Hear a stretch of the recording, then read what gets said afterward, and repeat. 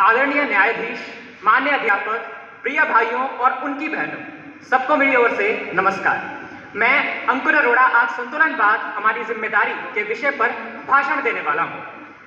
अब जब मैं इस विषय पर अपना भाषण तैयार कर रहा था तो पता नहीं क्यों मेरे दिमाग में आया कि आखिर ये भाषण होता क्या है असल में। तो नतीजा कुछ ऐसा था। ये एक प्रकार का वक्तव्य है जो विशेष विषयों पर प्रभावी तरीके से किया जाता है। ये विषय, वक्ता, दृष्टिकोण और इस पर अपनी कला का प्रदर्शन करने के लिए इस्तेमाल किया जाता है। तो मैंने सोचा कि इसे छोड़ते हैं, अपने विषय पर ही ध्यान केंद्रित करते हैं। तो चलिए शुरू करते हैं। संतुलनवाद हमारी जिम्मेदारी। संतुलनवाद एक बहुत ही महत्वपूर्ण विषय है। ना तो केवल हमारे समाज, पर्यावरण और अर्थव्यवस्था के लिए भी बहुत जरूरी है। अब संतुलनवाद का मुख्य उद्देश्य क्या है?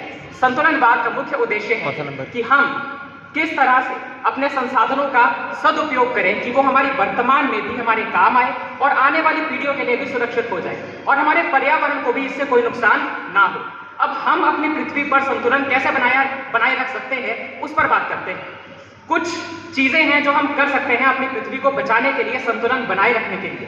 प्रदूषण कम करें, प्राकृतिक संसाधनों का सही से इस्तेमाल करें, जल का सही से प्रयोग करें, जहां पर जितनी जरूरत है केवल उतना ही इस्तेमाल करें, लोगों को इसके प्रति जागरूक करें, परियोजनाओं में अपनी भागीदारी दें, सड़क साफ करने जैसी, प्रदूषण कम करने जैसी परियोजनाओं में अपनी भागीदारी दें। और ऐसे ही कुछ कदम हैं जो हम ले सकते हैं जिससे हम कुछ पॉजिटिव इम्पैक्ट या फिर जिसे कहें कुछ सकारात्मक परिवर्तन ला सकते हैं। अब कुछ पंक्तियां जो भगवत गीता से प्रभावित है, जरा गौर से सुनिएगा। गीता के उपदेश, संतुलन का ज्ञान प्रकृति के संरक्षण से ही होता है महान। गीता के उपदेश, संतुलन का ज्ञान प्रकृति के संरक्षण से ही होता है महान। पृथ्वी को हरा भरा रखो सदा, यही है आज की मांग बढ़ा।